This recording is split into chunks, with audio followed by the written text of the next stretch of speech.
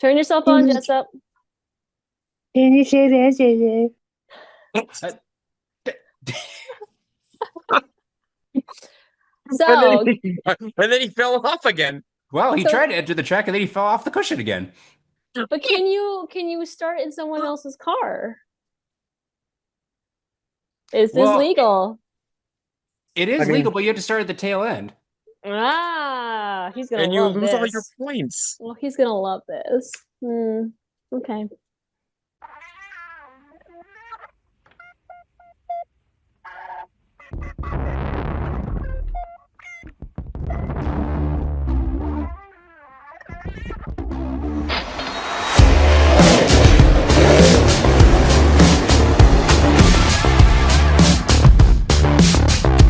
Speeding up, no slowing down.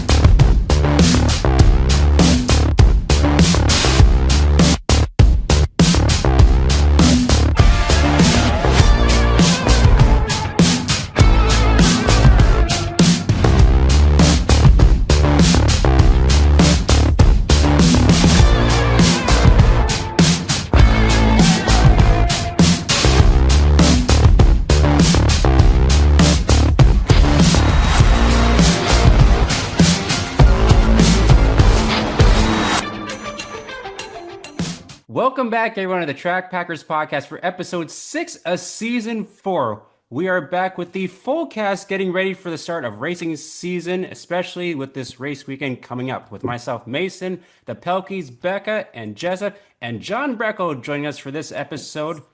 How are you all doing, Becca? How is your week gone? What day is it? Is it Friday? It is Okay. Friday. Okay. Mhm. It's a good Friday.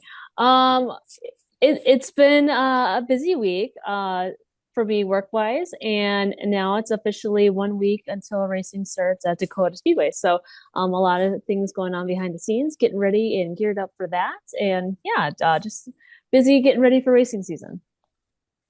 Yep, things are kind of coming down to the wire. We're just about, actually, technically, a week away from the Yeah. time we're recording this for Mhm. race season for you guys over in the Bismarck Mandan area.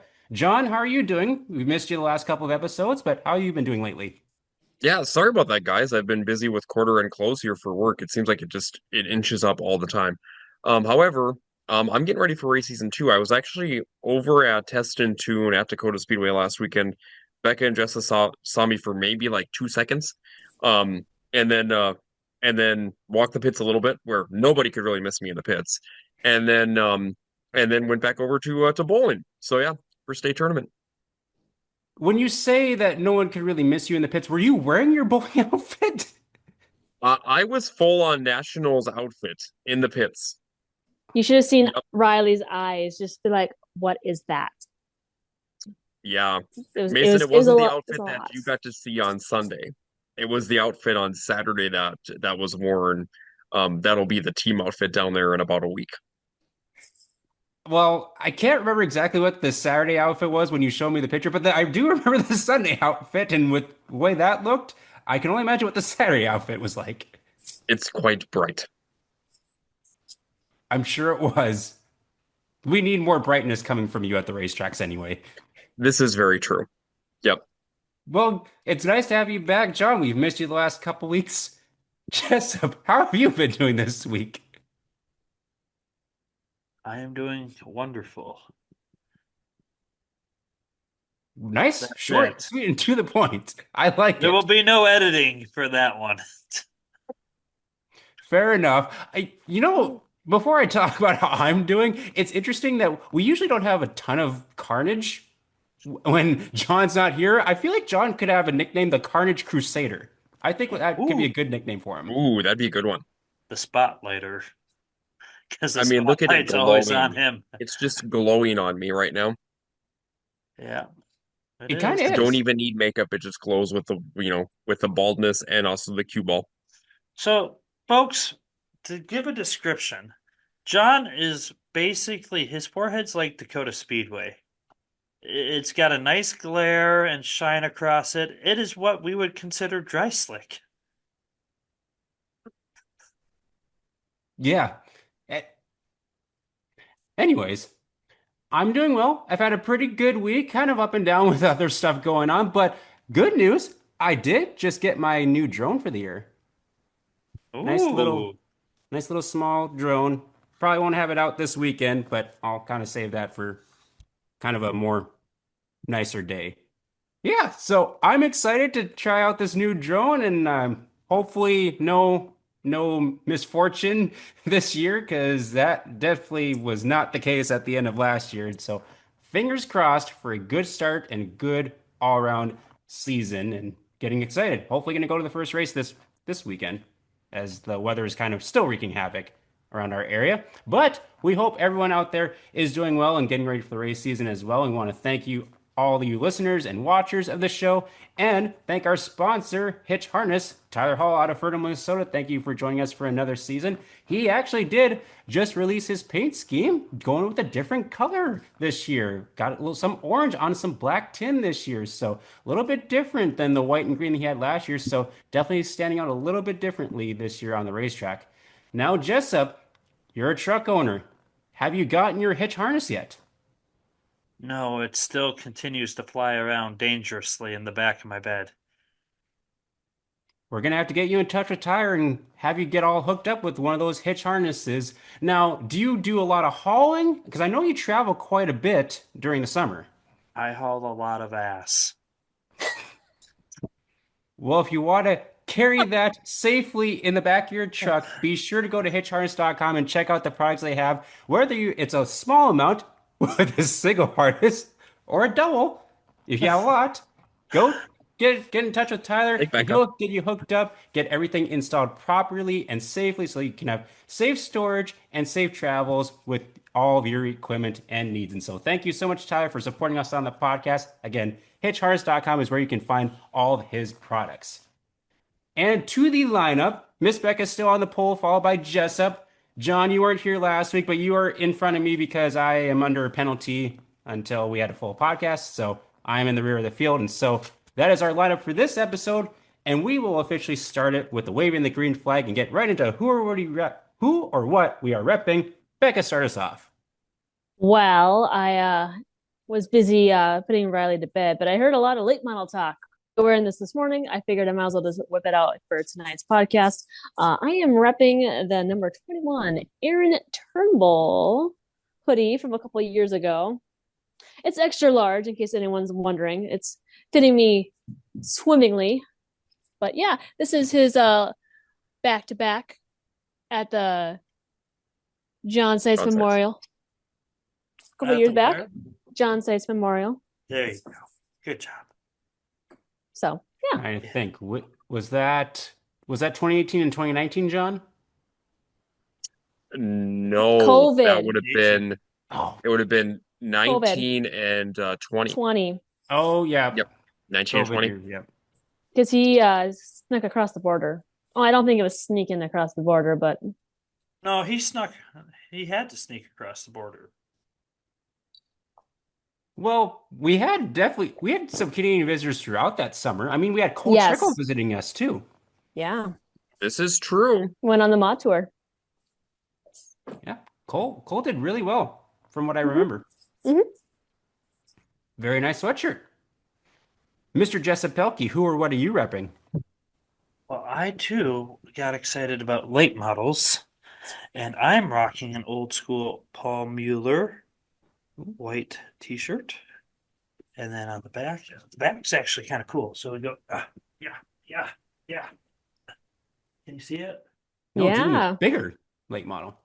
That's pretty cool. Yeah.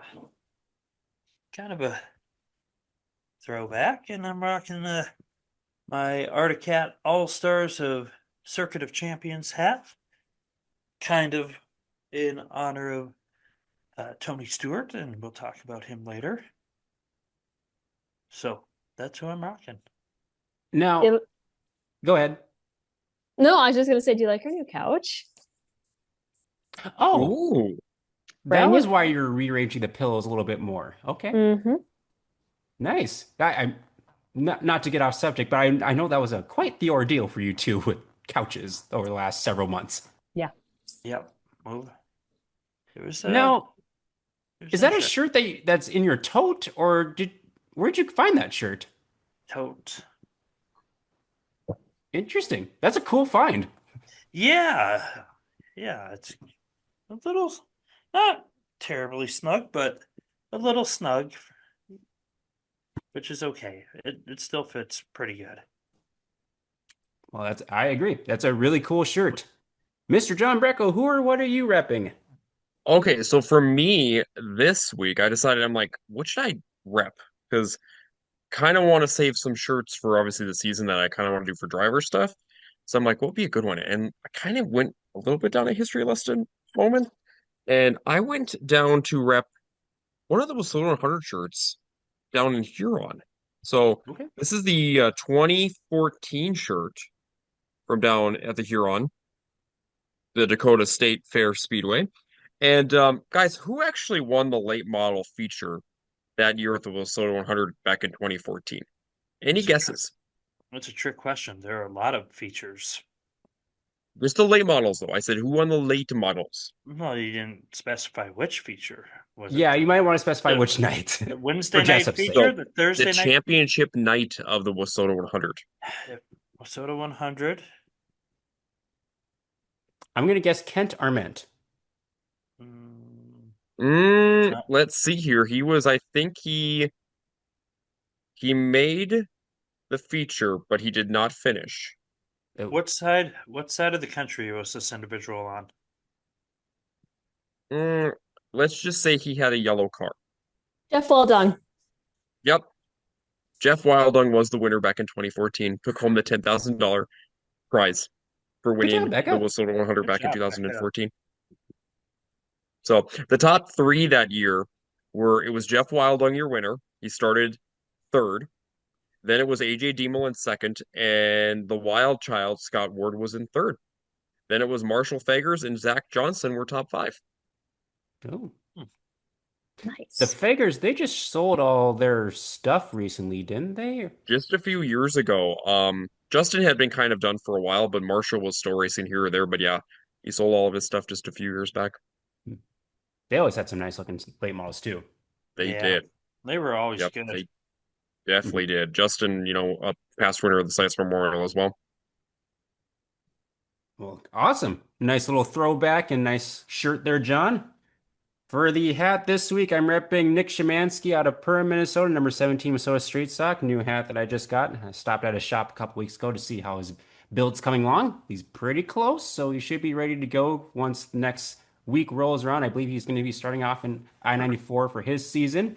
And the shirt is just a Summer Nights and Dirt Track with soda shirt. Ooh. Asked for this for Christmas from my family just because I figure I should get a few more shirts that are kind of just, neutral to wear when I'm doing like things like Victory Lane interviews at racetrack down in like I-94, for example. So I like it. figured it'd I be a do kind of too. a good shirt to rep on nights like that and nothing on the back, just a simple shirt for the summer. And so that is what we are repping for episode 6 of season 4.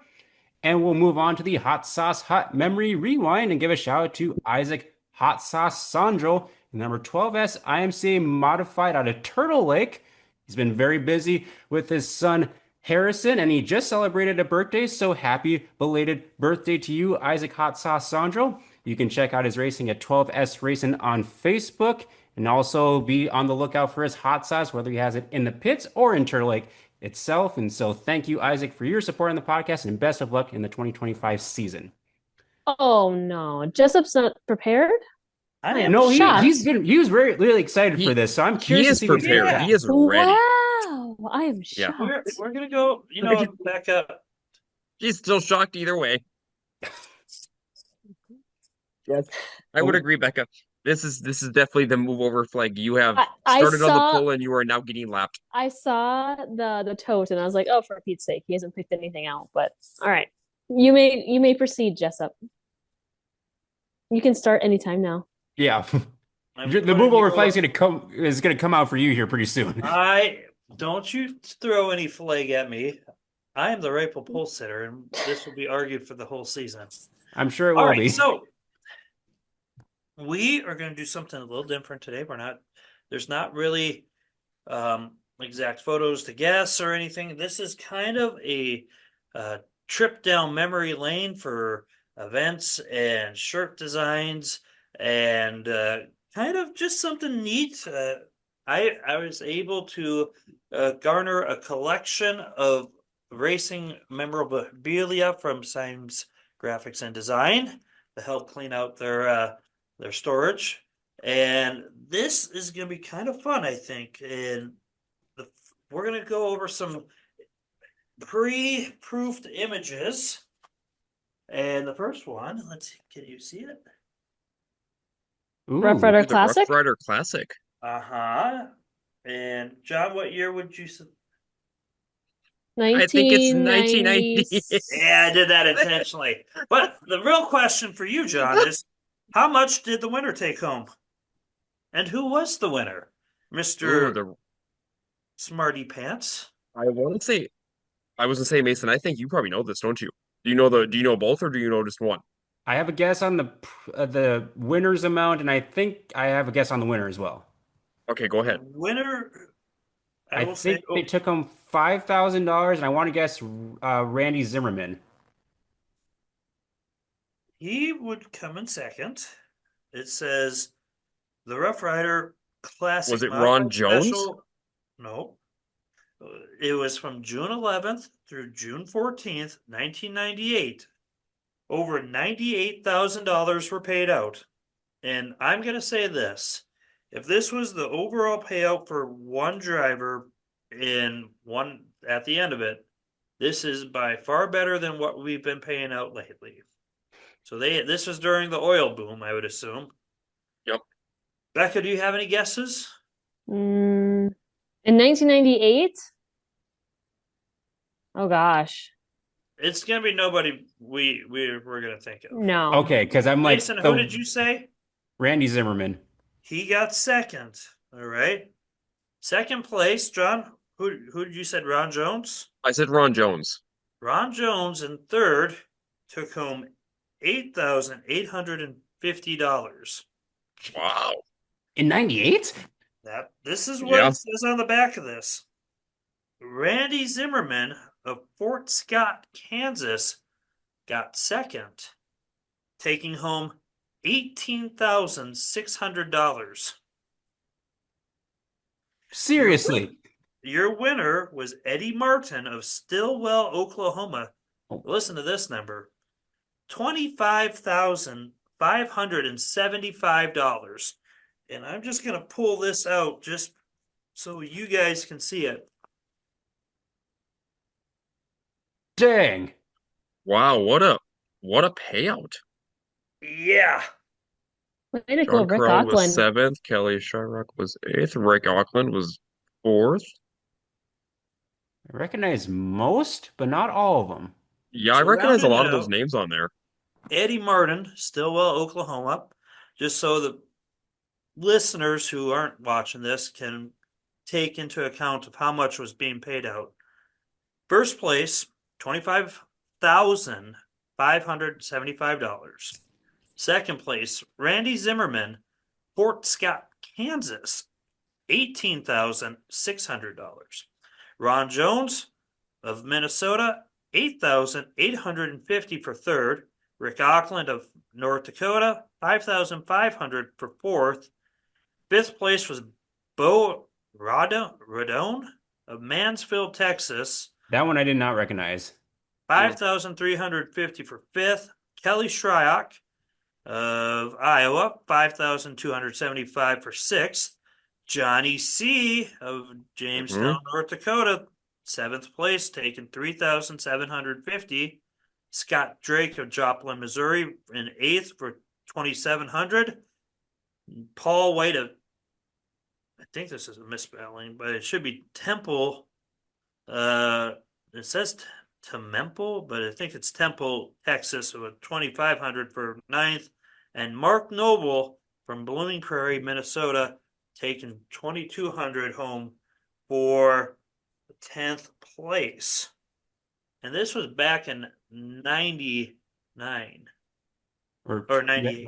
98? Yep. So that was Jeez. kind of a fun one. I just thought you guys would really appreciate that. Now, Jessup, Jessup, what? is that the 1998 winners, or is that the 1998 poster and they're referring back I to 97? it says Bullion Modifieds Rough Rider Classic Minot. That just says Modified Special, and this is what we pay what we say, and that's the names that got printed out with it. Okay. Dang. Wow. That's All a right, big John. payout, Impressive though. either way, It but is. that's Now, cool. next one. We're gonna keep it kind of close. Well, a little with soda action here. Let's lift this up. Soda Western 100. Old school photo. Now, John, we're gonna check the Rain Man for his knowledge. This is all you. In 1994, John, how old were you? 4. Actually, I would have been probably 3 because it would have happened before my birthday in September. there were two classes ran, according to this poster: sprint cars and modifieds. I will be impressed if you get both. Who do you think won? The Western 100 back in 94. Yep. Now, question for you. Yes. Did it happen down at the Black Hills Speedway? This says Rapid City, South Dakota. So that is Black Hills Speedway. Yep. Boy, that's a good question. Now, I'll give you a hint, John, since Okay. you're not going to get the sprint car guy because I didn't know who he was. Randy Miller was the sprint car guy. Oh, I know who that is. He's the Well, number 2 car that runs out of like the Black Hills area. then you would be correct with the number, so 50%. Mods, was it Brian Strand? Nope. But speaking of Brian Strand, hold on. We're gonna take another history drop back. The Rocket. Ooh, I have a card that has that. Oh, there's Brian Strand. Yep. Multi-time Minnesota national champion in that car. Yep. 1997 national champion, according to the photo from Bemidji, Minnesota. Now, John, I'm going to give you some hints here to kind of dial you in here. Okay. It was not a driver from South Dakota or Minnesota. Hint number 2. This driver still races today. Johnny Carell. Ding, ding, ding, ding, ding, I ding, was gonna say it ding. must have been Johnny C. Because I was thinking Johnny either C. Leo or Johnny maybe. Johnny C. and Randy Miller would go on to win the following year, which would also, they would add in the Wissota late model division, which Yep. would have Lauren Johnson winning that. And then in 96, Randy Miller would be a 3-time champion, and they would have Mitch Johnson winning the late model portion, and they would have Ed Turnbull winning the modified portion, and Yep. they would add in the Wissota Super Stocks with John Henkemeyer. In 97, it would go to Kurt Lund. God, Kurt's raced everything. Yeah. In the sprint car division, Gary McNeil, I don't know him. In the I don't late know that model name either. division, the late model standout, Kurt Gelling would win the modifieds. Superstock would be Nate Teese. Is it Teese or Tice? Or Thies? It's something. It's the And yeah. Mason, you're the street stock guy. Who would pick up the inaugural Western 100 street stock win? John knows. You gotta give me a hint on location. He is a national champion, I believe. That's not a location. I don't know where he's from. John knows. His number is 97. 33. Oh, Scott Paulson. Ah, there we In go. Kimball, Minnesota. Kimball, Minnesota. So that was kind of a fun one for you guys to test some knowledge on. And now we're going to just go kind of t-shirt designs here for you guys. Nothing too crazy, but some really fun names for our area and then around. So the first one is Terry going to Barnes's be old late Terry, model. Terry Burns' old late model with the catchphrase, catch us if you can. Kind of a fun design. Used to have the Budweiser scheme John, you'll appreciate this one. Daryl Bauer. from like 1997, 1998. Yep. Then here's a fun one for us as well. Sorry, all you Minnesota folks. Joran Oh, yep. Boys. Ooh. That's cool. There it Yeah. is. It's a very cool paint scheme. Then let's see. There was a couple other ones here. Another classic name for Wasota and IMCA for our Johnny C. Johnny C. And you know what? The ever so changing Mark Dahl Flaming One car. Ooh.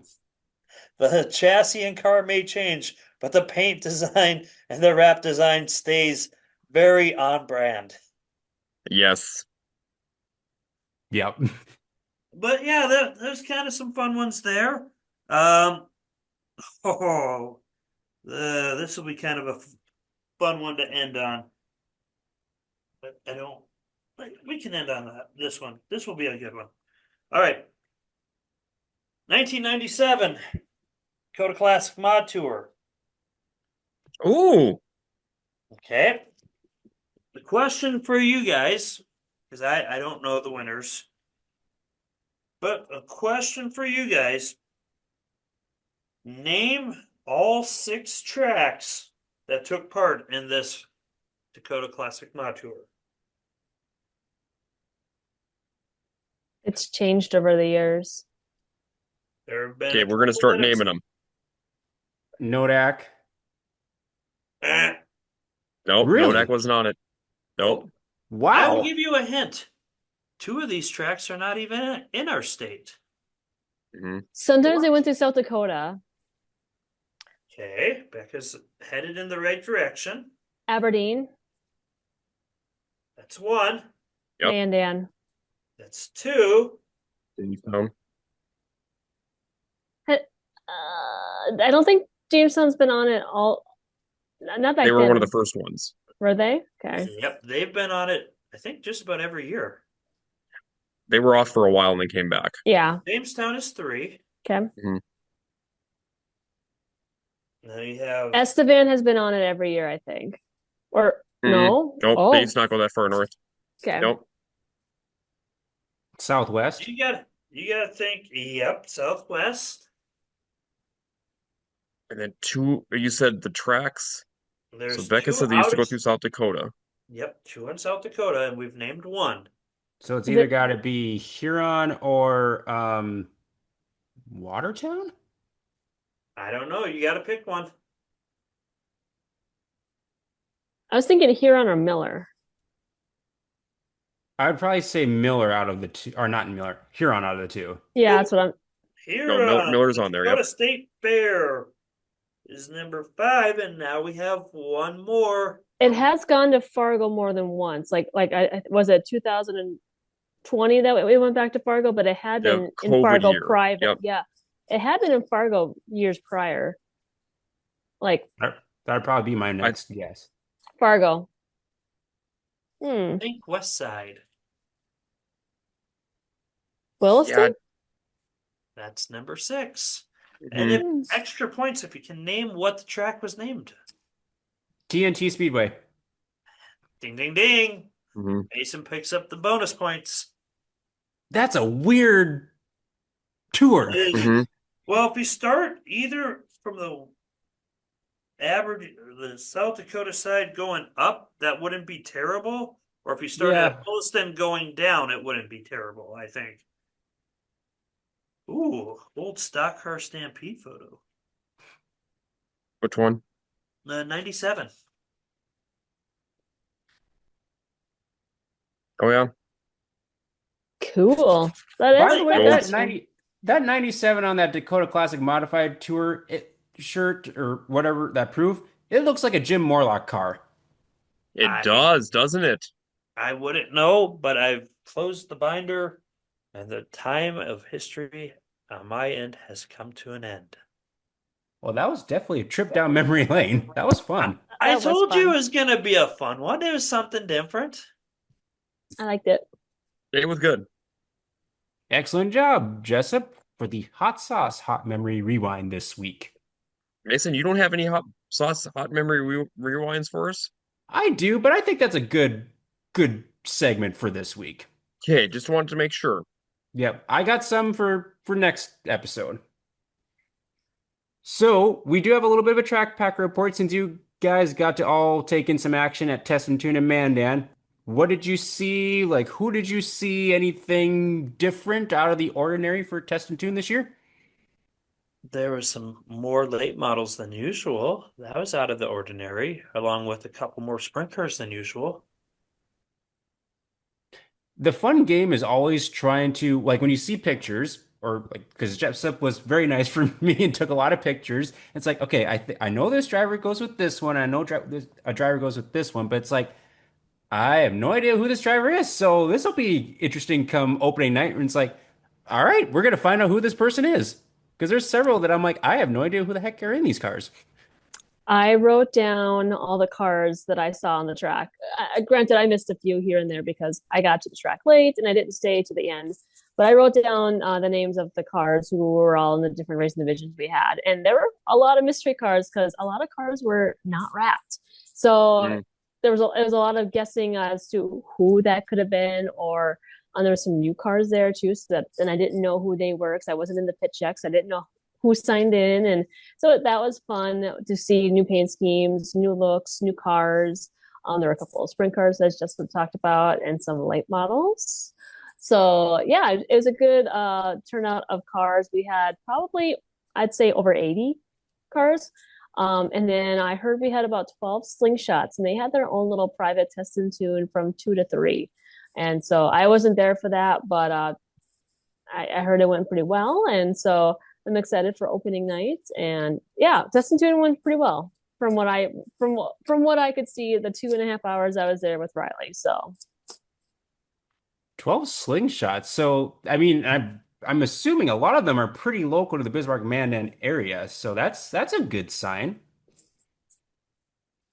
for sure. And hopefully we'll see some traveling between tracks because a lot of the kids that are racing in the slingshot division so far are tip for the most part children of other race car drivers. So hopefully this will promote some more traveling and we'll see those father kid duos showing up at other racetracks. Now, like last year, Test and Tune was kind of around the same time, but then of course the first race was well after that, thanks to weather, and you guys you have a week in between practice and the first race. And so, how was the track when practice was going on? Track in good condition? Yeah, I it looked thought so. fine. Yeah. It looked like a track prepped for test and tune. Nice and smooth. Actually, from pictures I saw, it looks pretty smooth. So, I mean, they've been putting in some work out there. Of course, you guys have had a lot drier and nicer weather to kind of deal with and help with that too.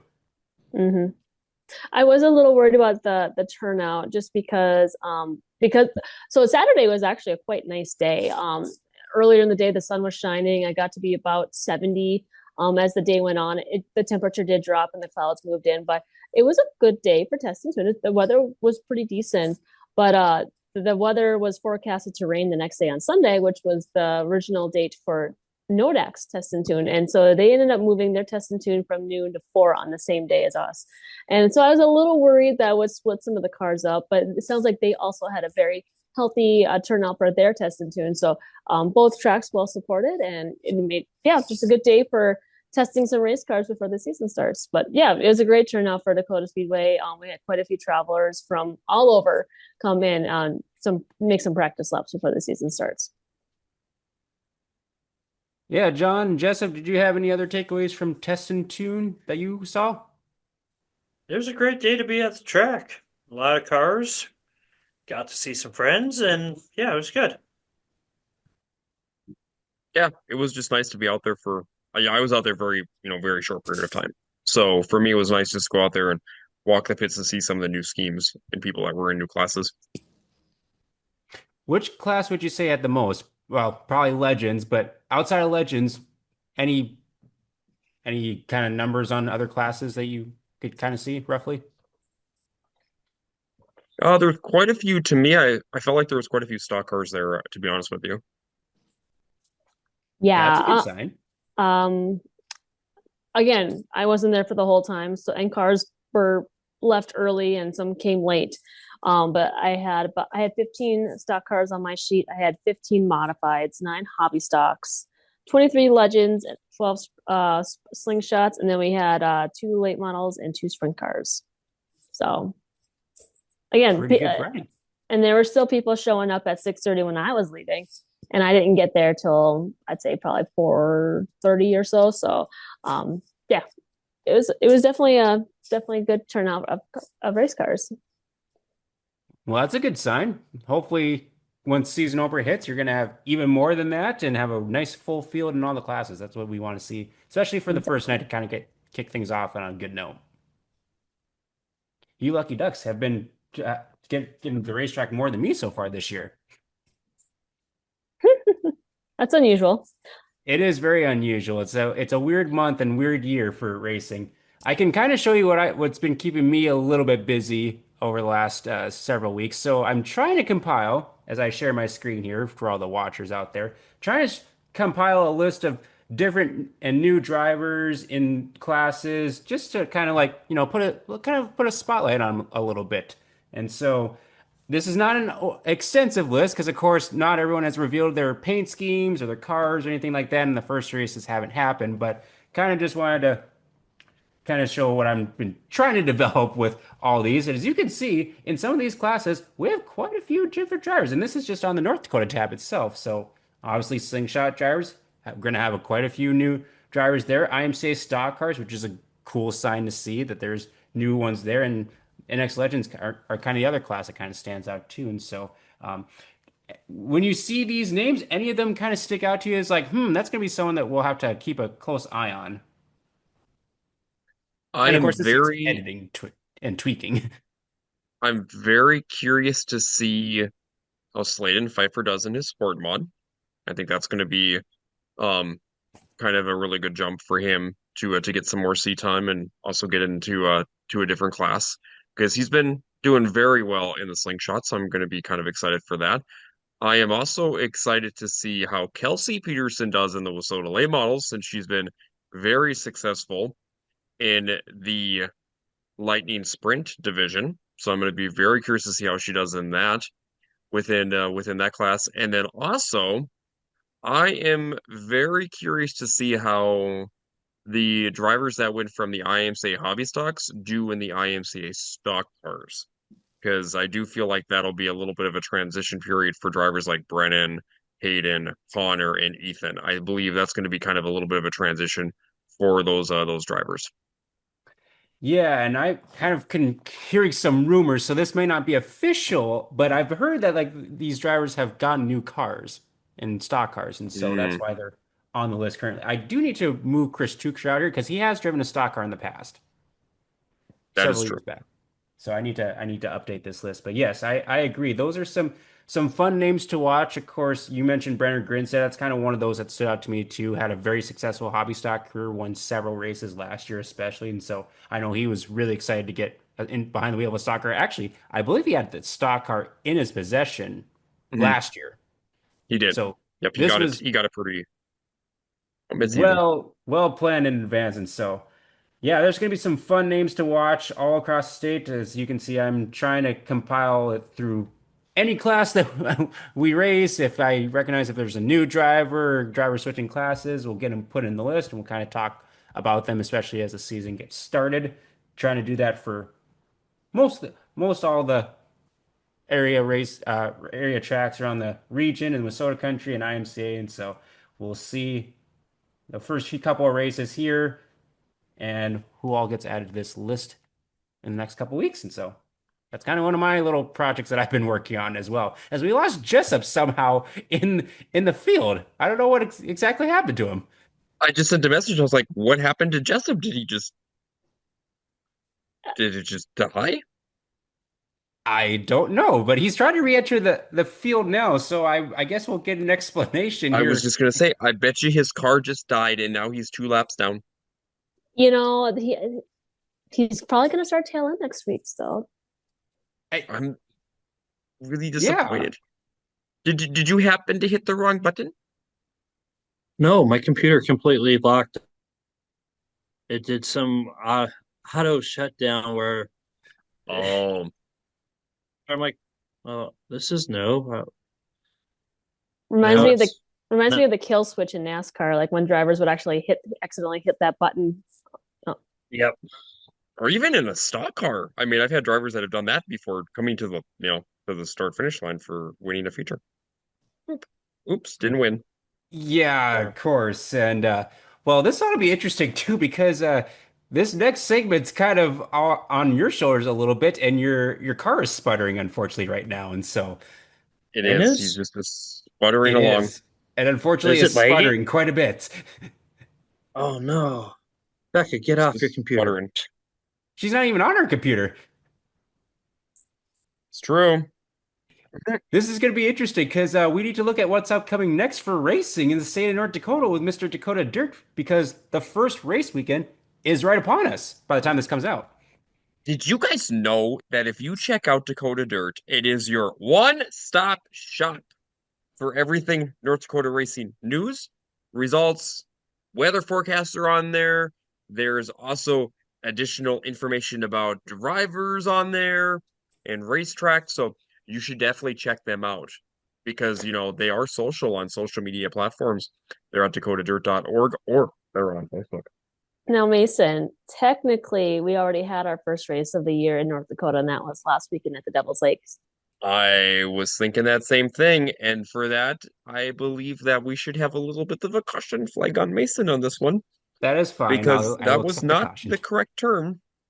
The It phrasing was was. a little off, but I wasn't It going to throw my definitely yellow was. flag on you, Mason, about that. But yeah, I did have it, but yeah, it's over here. That is a legitimate Yeah, we were caution, though. ready. Hmm. That Yep. is correct. We did have a And we were race. definitely ready. And we could probably go through those winners if we really wanted to, too.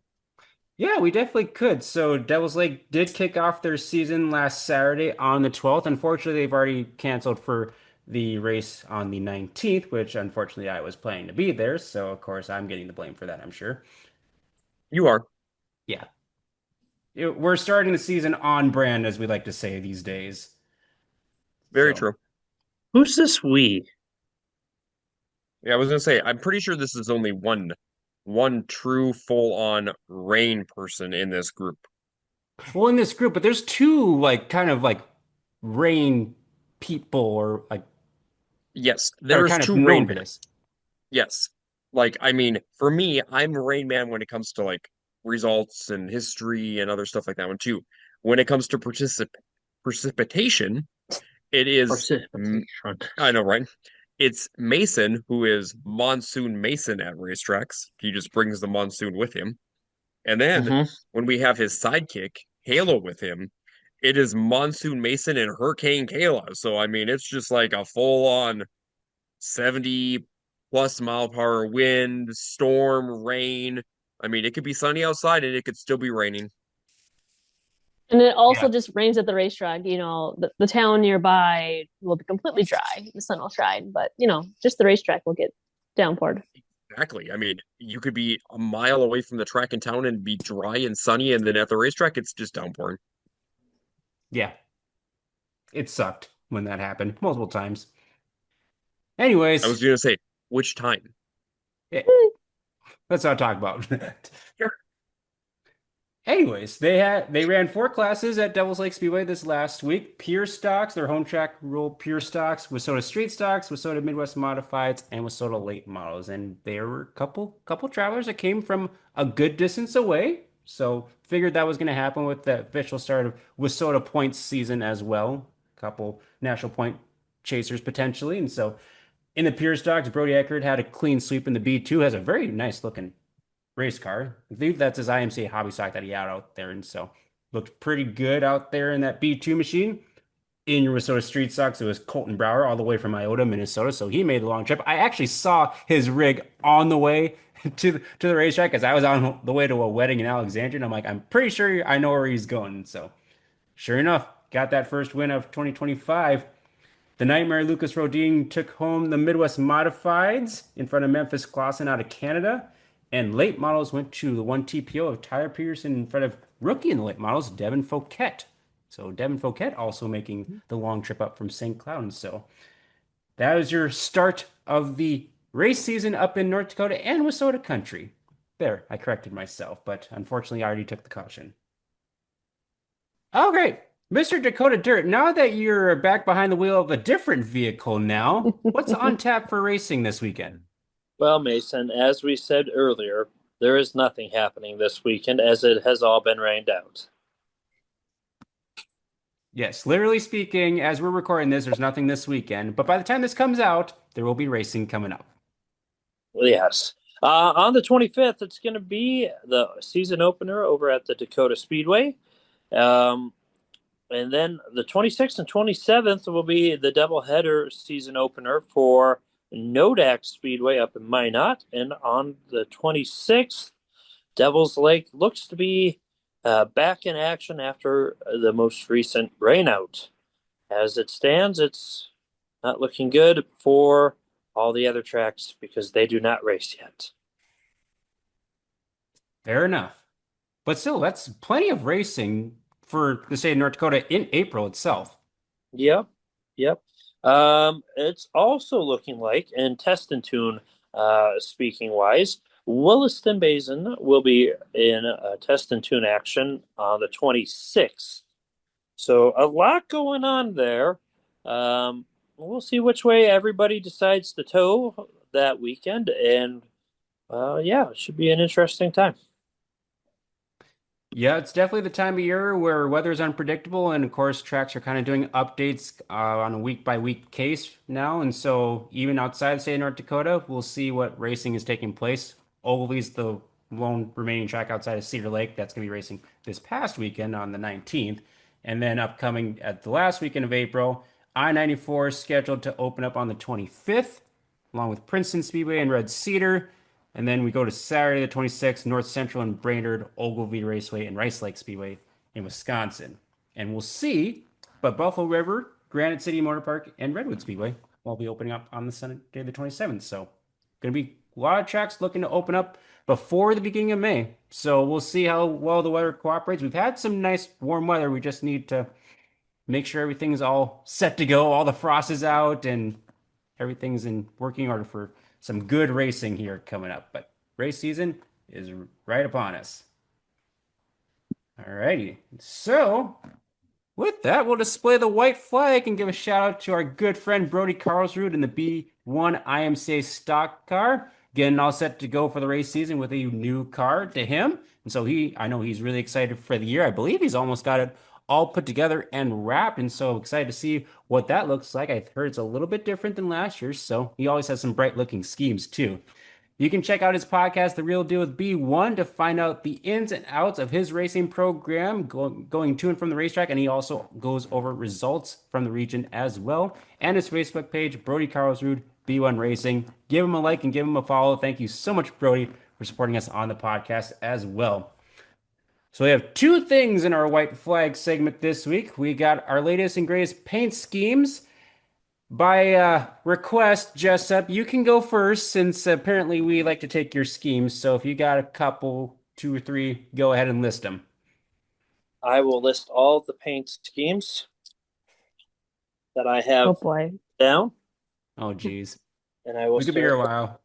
I will start with the number 79 IRA 410 sprint car of Jordan Goldsberry. It's very clean looking. It has the sponsors colors worked into the car paint scheme as well.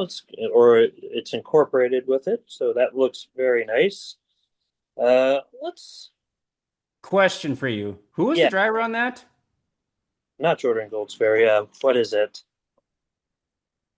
I think I was it listed as Blake Nemi Racing? Yeah, Hmm.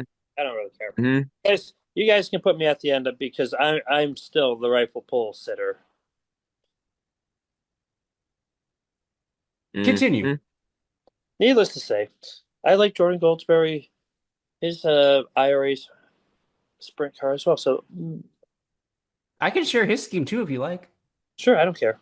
Um, then I'll really just go into some odd jobs here because I doubt you have him. Then the number 42 of Paul Nisnik, his light model looks really cool. I do have And it. how about the B61 of Brian Dackel, the USRA late model? I also have that one too. How about the 44 of Cole Schill? Yes, I have Cole Schill. How about the 51 of Shane McFadden? Yes, I have that because I sent that to you. you did. Wow, we got a good half dozen there. I'm not even done. I have two more to go. I, What's maybe we should let the others go in case you have any of theirs. I will have the father-son duo of the 44s of Daryl and Cade Nelson. Oh, fine. I'll let you have those two. One for their Look at mod, that, Mason. one for their mod paint tape scheme, and the other for the wrap scheme. That mod Boy, was a throwback. It was a throwback to the good old days. them good Okay, old so days. if we're really going to go on a tangent here, I think it would be amazing if somebody just literally taped their whole car, I'm sure it's been done like many times like their before. sponsors are just taped up. I wouldn't doubt someone's pulled that off. All right, Well, that's all I had. alrighty. Good 8 schemes. Perfect. Becca, That's do you not have 8 more? 2, 3, 4, 5, 6. That's only seven because the father-son combo counts as one. I'm going to stick to our traditional rules and just name three.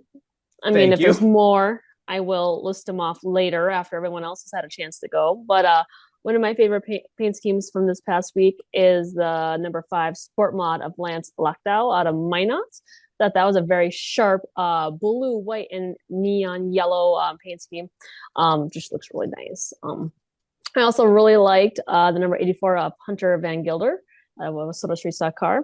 And then I also really liked the number 3S of Paisley Schmidt in a slingshot this year. She'll be a rookie in that racing division. Just love the purple on that car. And it just looks so just the way it's designed, just I love that. So those are my three. If we have time for more after you guys get to go, we can list more. But yeah, those are my three for this week. Alrighty. John, you got 3 more? I do.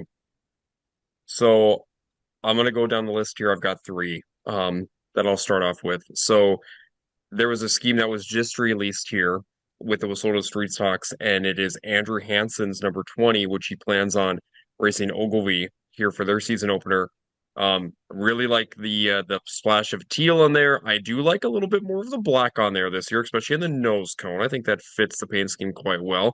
And also the pop of pink is always very nice on Andrew's car. So really like Andrew's brand new Wissota Street Stock. I also like the Wissota late model that got debuted today of Dylan Kromschroeder from over at the Ooh, Princeton yes. Speedway during the test and tune. Dylan's paint scheme is very sharp on that number 9 Wissota late model. So I'm a big fan of that one. I think that one really pops out on the racetrack as well. And then another one of the paint schemes that I have seen out there just recently that I really do like, and you guys might have mentioned it on last episode when I wasn't on, but I really do like Cole Sarian's number 10 Soda model. I love the new look with the red. I just think each year he's a little bit different. He's gone, Cole was blue for a while. Back in his Soda Superstock days, he was green, he was orange, and now this year he's red. So I do like the little bit of change up each and every year that Cole does, usually with his paint schemes.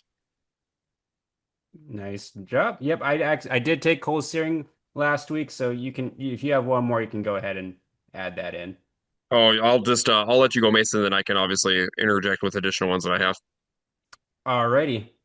So I got a couple more for me. I'll list three. Chase Conway's IMCA stock car that was at the Magic City Car and Trade Show. It's a simple black and yellow, but it's very sharp. Like just seeing that car in person, it looks very, very, very nice. And well done on whoever did like the body and like the work on that because it looks pretty dang cool. And so that's one of my top schemes. Nice and simple, not a whole lot of detail to it. Yeah, one of the other ones that kind of stood out to me last week from Devil's Lake was Memphis Clausen's number 47 minute was modified from Canada. I like it because the main sponsor, I believe, is green, black, and white, and the car kind of fits that color scheme as well. And it's like kind of reminds me of like the old NASCAR schemes when they had like a primary sponsor for the entire season and it matched that. And so that's kind of what reminded me of that. And so that's definitely kind of shot to the top of my list for one of my other favorite paint schemes. And then Ashton Schulte's number 11 was modified from Minnesota. It's got a light purple and gold in it, and he always has some pretty good looking cars. And so those are always one of my favorite schemes to kind of look forward to during this race season. So those are three that kind of stood out to me initially. Okay, I Go got ahead, one Beck. more. Yeah, I was like, you had one that you were really excited about that you didn't say, so go ahead. Uh, I feel like Lamar Jackson's gonna really hate Andy Brooker's car this year. He might Agree. sue him, and yeah, that just might not be a good look this year. I would 100% agree. I mean, that eight, I mean, what does he think he's doing with that number design? So for anyone that is listening to our podcast on any of the streaming platforms, Andy Brooker's car is a straight up or replica of Dale Earnhardt Jr.'s Budweiser paint scheme from the early 2000s. And with the past few weeks, Lamar Jackson's been all in a tizzy about other people using his number eight, and I've been suing them for trademark issues. And I would highly say I would, yeah, I just think that Dale Jr. has a bigger brand than Lamar Jackson does. So interesting that he would even take up that fight. Uh-oh. Yes, yes, Jessup. Theoretically speaking, I would say the brand size would probably go towards the NFL. To be But there's fair, I didn't even know Lamar even had a brand. also how many other players wear the number eight? It's not just Lamar Jackson wearing the number eight in the NFL. I'm still throwing the caution flag. Get to the end. Boy, are we salty. I will find my way to the front. This will be gone over in the PAC meeting later this week. Yeah. Mm-hmm. Also, Pack meeting. yeah, the I like that. when there's only one person trying to play control tower. Hey, sometimes you got to wear multiple hats. Becca wears multiple hats at the racetrack. I believe there's a saying for that, Mason. Rules for thee, not for me. Mason put himself in the back, even though I put John myself missed in a the few. back for 2 straight episodes without even getting a caution. I was gonna say, even with me not even being around for a couple of episodes. John, let's be honest. Me and you are the pack leaders. The rest are just here to keep us company.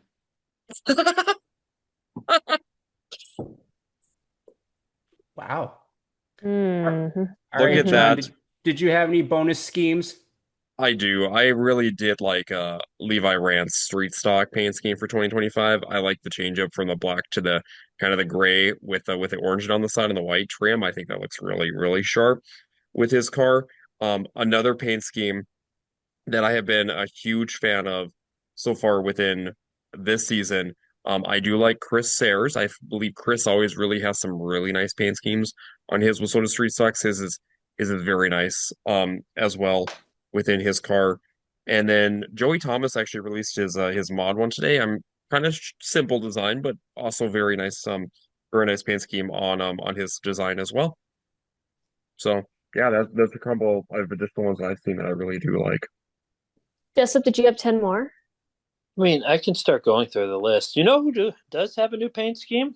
It's really just lacking a sponsor, but Donnie Schatz. He got rid of the blue oval thing on it. It looks a Uh, little bare, to be honest. It looks like it needs some new sponsorship. I'm sure Chevy might find a way to put a logo on it. I would agree. Logan Schuhart's game's pretty sharp. That's nice. Uh, There's only one other that I really kind of like, and it's very simple. I do like Todd Carter's IMCA stock car. It's very very basic design wise, but it I mean obviously it looks like a race car, but it kind of it's like the quintessential race car look, and so that's why I kind of like it. Just nice and simple, and look and changed up from last year, and looks pretty dang good to me. that ranks right up there with Bay. It looks like a race car. And that matches Becca's earlier comment today. It's so cold that the ice isn't even freezing.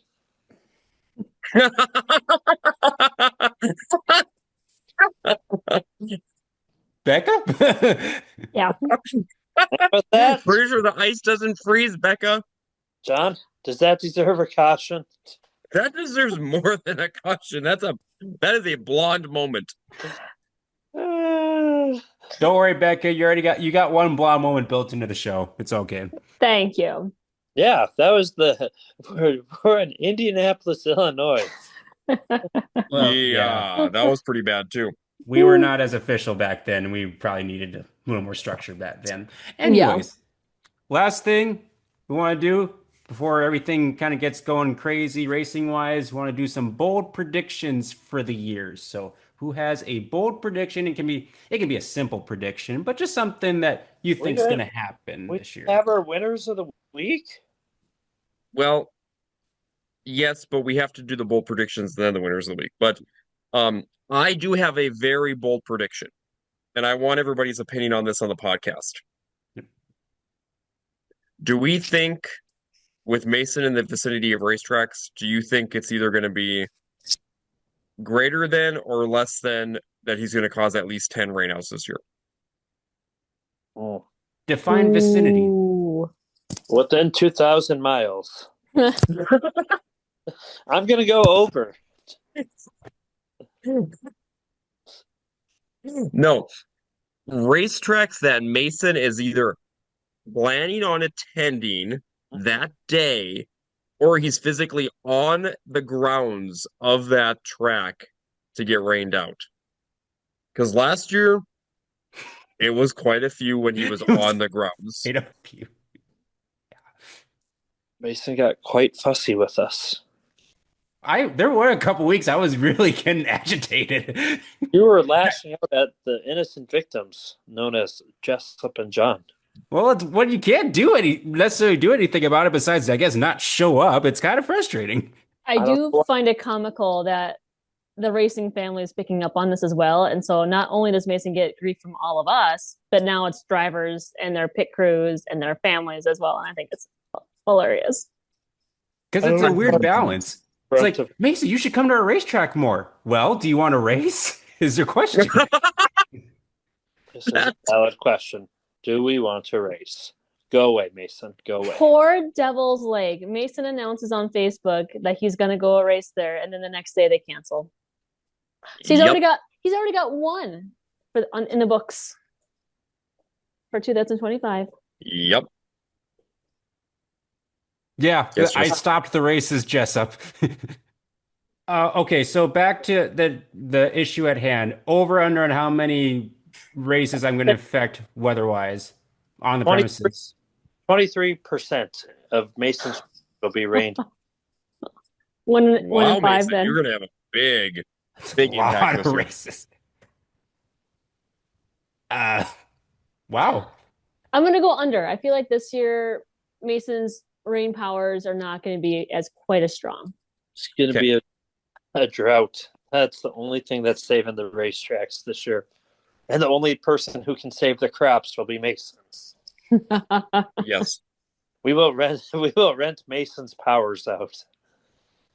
And then There's a lot of responsibility on my shoulders now.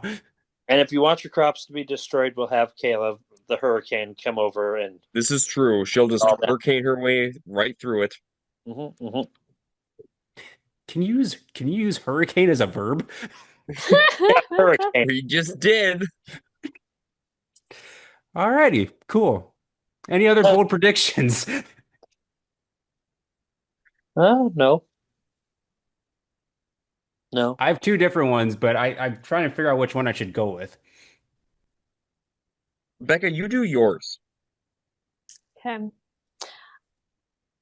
I with another racetrack adding the slingshots on a weekly basis. I think you're gonna, how should I say this? With another racetrack, Dakota Speedway adding slingshots on as a weekly class. So not only are we going to see immense growth in that racing division this year, but because there's more eyes on the class now because they're expanding their footprint. Not only are they racing at Dakota Speedway, they're racing in Grand Forks later this year. They'll be racing up at Dead Horse up in Canada. They're just expanding their footprint. I think you're going to see a huge growth within that racing division, which is great because then hopefully down the road, which is what we want to see, are these kids moving on from the slingshots and into other racing divisions.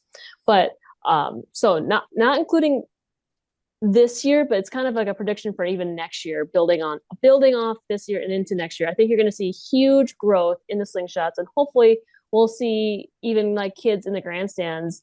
You know, if they're promoted right, the kids in the grandstands can just jump into these cars and go race too. So I think you're going to see more growth, and a hope would be that you'll see more people traveling because a lot of the kids that are racing currently in the slingshot division going into this season are children of race car drivers.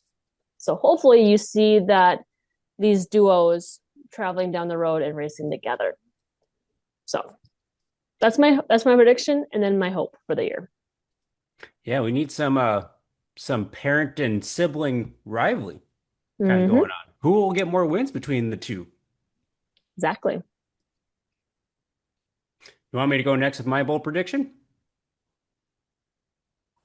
Okay, I'm going to go with my national point one for Wissota. My prediction is Nate Heinrich is going to be in the top three for Wissota Modifieds in national points this year. Because he's got a couple cars in his stable, and I think he's looking to go on a tear. He looked pretty good at the end of last year, and I think he's all set to go. He's been super excited for this season, so I think he's going to have a big year. I like it. Jessup? John, you look like you have a good one. I do, and it's very generic. It is Wasota based. I am going to say that a rookie of the year this year in Wasota will also be challenging for a Wasota National Championship. Are you talking modifieds? I am talking any class. Interesting. But I am definitely thinking modified with Mr. Blake Adams. Yeah, that was mine. Of course it was. It was. This is why I gave you the opportunity to go when I give you the. I'll come up with a new one. It doesn't matter. You could say Tyler Peterson's going to win the late model championship. No. That's the bold prediction? I was going to say Sean Strand sweeps Dakota Speedway for track points. Ooh, That's a good one. bold prediction. That's a That is a good one. That's a good one. Well, those are some fun and bold predictions. We'll see how they all evolve throughout the season. Or do you have a more official one, Jessup? Did you have anything? I have a winner of the week. Jeez. Oh, go ahead. Go ahead. You know, Mason, unlike the rest of you, I did my homework to get winners of the week, and I am going to go with. Okay, Mason, I'll take the winner of the week. I'm going to take Tyler Peterson in the late models. Anyways, trying to keep you guys focused. My win of the week goes to my racing hero and my favorite dirt track and pretty much all around favorite driver, Tony Stewart. He accomplished a feat that I don't honestly think any other North American driver or international driver has ever accomplished. Being able to lay claim to have won a NHRA Top Fuel Dragster Division racing champion. So, the fact that he has been so successful through every division that he's been in, and to pull off this feat, it truly is unprecedented. And I don't know if anyone else can do it. Yeah, because with how versatile he is, winning in IndyCar, USAC, NHRA, NASCAR, dirt track racing. yep. He's won in USAC. He's won it with the sprint cars, 410s. He's won in Indy. He's won in NASCAR. He's won in NHRA. It's pretty dang good. Yeah. There's not really that much else for him to win. No, yeah, that was cool to see this last weekend. Yeah, and he's very financially well off now, but it's basically the blue-collared racer who had to scrap and claw his way to the top, and I like to believe he won one for all of us little people and all the dirt track people. So that's my winner of the week. That is a solid winner of the week. Not sure how you can top that for winner of the week. Any other closing thoughts before we wrap up episode 6 of season 4? If you're cold at the racetrack, get a hold of us for a beanie. Oh, yes, get a beanie. Get one of the Track Packer podcast beanies. I just want to know where we stand on the grid lineup. Because this has been I'm pretty sure Jessup is now 5 laps down. I was say you're still laps down in the back. Yep, he at least got the wave around for 1 lap back. We may need to recap at the end of each episode where the lineup is, because that way Jessup can't complain at the beginning of the next podcast. This is true. So Becca got the move over flag earlier tonight, so she's already a lap down, or at least out of the positions. Yep, Mason already got a yellow flag tonight, so he's still in the back of the pack. So essentially, I have become pole sitter. Technically, it's not in the rules. If you get the move over flag, that you lose a lap. It's true, but you get to have to move over from the whole entire field. And and usually you get it when you're getting ready to get lapped. I'm the leader. No, you're not the leader. Mrs. It's too cold for the ice to freeze. Yep. Right there, it causes you to lose a lap because you're trying to think of where the ice is. Things I say before the podcast don't affect me during the podcast. Rebecca, what did you say earlier? It's too cold for the ice to freeze. Okay, well, Becca just said it during the podcast. So now she has officially said it during the podcast. Becca, I'm trying to help you out here. So this Rebecca around. Well, once this goes through thorough post-podcast inspection, unless things change significantly, still Becca's in front, followed by Mr. John Brecko, myself, and Jessup as the finishing order for this podcast, pending post-podcast inspection. Becca, we're back on the front row. Mason, I was ready on time. You were ready on time. Although technically I send the link out, so technically I'm the first one that's ready. Yeah. And Jessup was definitely not ready throughout the whole entire podcast, though, because the computer just went. Mason, I feel like everyone hopped on a whole lot quicker when it was a race to be first in the lineup. It's kind of like qualifying. Everyone got on a whole lot quicker when it was like, oh, the link is on. I want to be first. And then boom. Well, Becca was the last one to join, so maybe she should get some penalty points for that. Took her a while to get to the starting line. Yeah, I agree with John on this one. Becca, the way you were kind of explaining that, it makes me think of group qualifying in NASCAR, and you know how much of a gong show that was. Oh God! Especially at the plate tracks. Do you guys remember the plate tracks? They were terrible. That's how Jeff Gordon got the pole in his final year of NASCAR, 2015. And at the Daytona 500. Do you remember what was it? Was it Nationwide that used to do it? With the Xfinity series and everything else, when they would be sponsored by them and everything. Oh God, it was bad. John, Becca has made Mason upset and about the group qualifying, and the yellow and black has been displayed. So black flag to Becca. To the back we go. That doesn't even crack my top 5 of things that made me upset this week. Mason goes to me, "What are the things that really upset you about NASCAR?" And I think I sent him just like paragraph upon paragraph upon paragraph upon paragraph upon paragraph of just things that just irk me about NASCAR right now. Anyways, let's wrap up the show. And now that we're all angry, we're gonna go like this. Yeah, that seems like a fitting way to end episode 6 of season 4 for the Track Packers podcast. As always, be sure to like and follow us on Facebook. We also post the videos on YouTube. And if you're a listener, Spotify and Apple Podcasts is where you can find us. Thank you to our sponsors, Hitch Harness, The Real Deal with B1, and Isaac Hot Sauce Sandro. We are on the brink of racing season for a lot of you race fans and drivers out there, so we hope to see you out there packing the track.